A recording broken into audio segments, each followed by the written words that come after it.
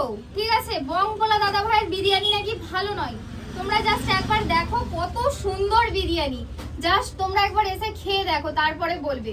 সত্যি বলছি খুবই সুন্দর। আর আমার সামনে কিন্তু বংকলা দাদা আছে বলে কিন্তু আমি বলছি না, সত্যি খুবই সুন্দর টেস্ট।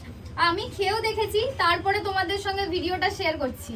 আর দাদা সব দিন হয়তো সমান হয় না বা সমান সবার লাগে না, কারণ আমার তো পুরোপুরি রিচ কম, মানে একদম মানে রুগীরাও খেতে পারবে এরকম টাইপের বিরিয়ানি। তো সেটা হয়তো অনেকেরই নাও ভালো লাগতে পারে, বা যাদের রিচ খাওয়া মানে একদম আতর টাতর ছাড়া খাওয়া পছন্দ, তো তারা আমার দোকানে ওয়েলকাম।